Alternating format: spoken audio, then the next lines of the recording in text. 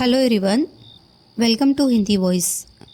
माघ की रात, तालाब का किनारा, सूखता हुआ पानी, सड़ती हुई काई, कोहरे में सब कुछ ढका हुआ। तालाब के किनारे बबूल, नीम, आम और जामुन के कई छोटे बड़े पेड़ों का बाग। सब सर झुकाए खड़े हुए। पेड़ों के बीच की ज़मीन कुशकास के फैलाव में ढकी हुई।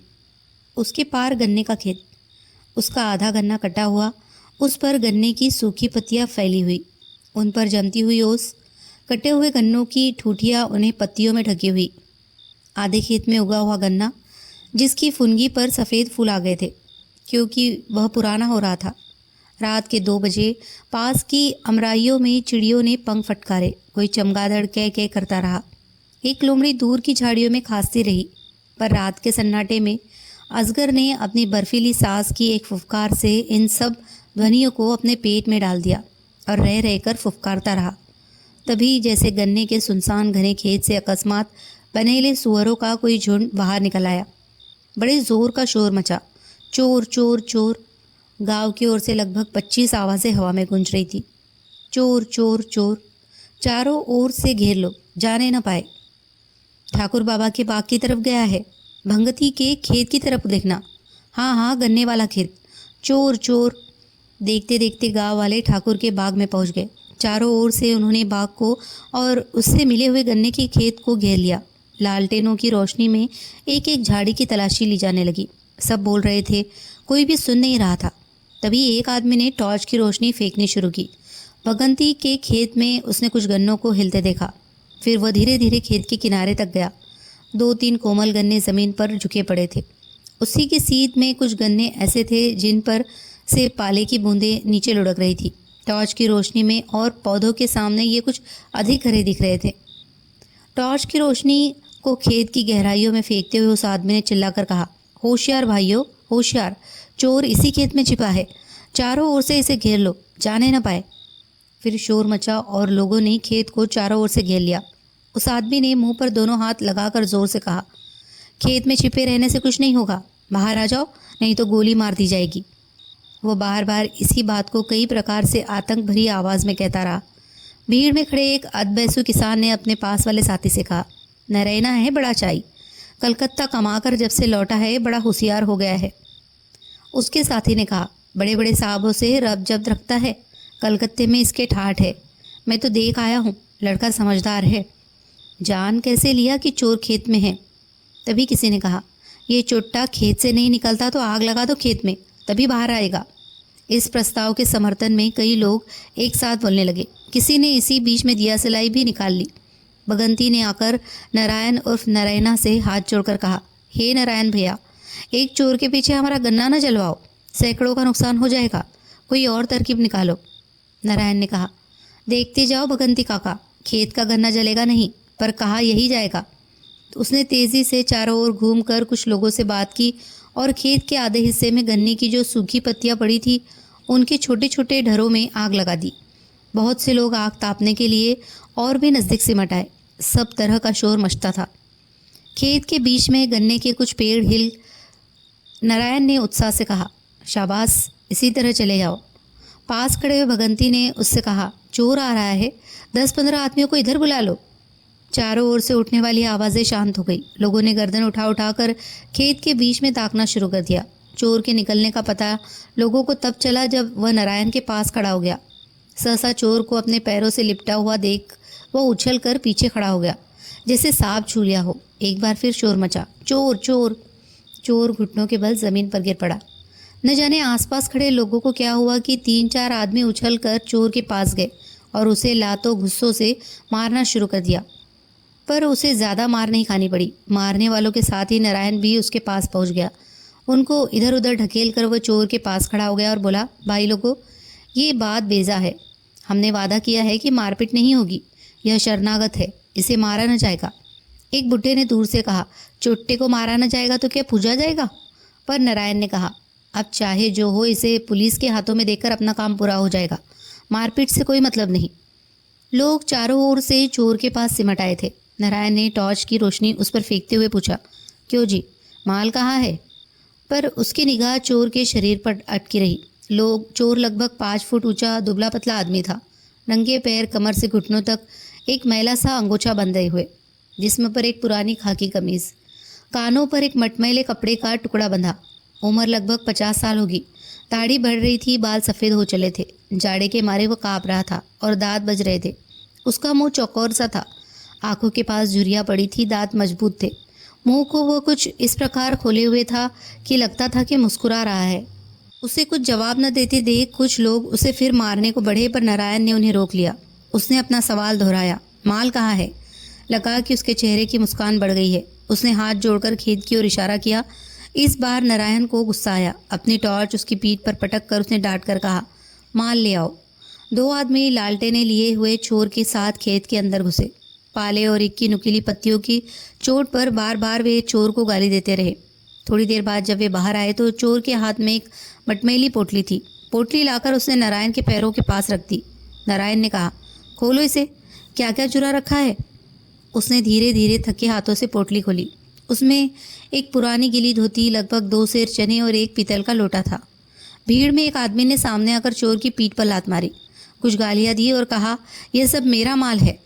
लोग चारों ओर से चोर के ऊपर झुकाए थे। वो नारायण के पैरों के पास चने, लोटे और धोती को लिए सर झुकाए बैठा था। सर्दी के मारे उसके दांत किटकिटा रहे थे और हाथ हिल रहे थे। नारायण ने कहा, इसे इसी धोती में बांध लो और थाने ले चलो। 2-3 लोगों ने चोर की कमर धोती से बांध ली और उसका दूसरा सिरा पकड़कर चलने को तैयार हो गए। चोर के खड़े होते ही किसी ने उसके मुंह पर तमाचा मारा और गालियां देते हुए कहा, अपना पता बता वरना जान ले ली जाएगी। चोर जमीन पर सर लटका कर बैठ गया, कुछ नहीं बोला। तब नारायण ने कहा, क्यों उसके पीछे पड़े हो भाइयों?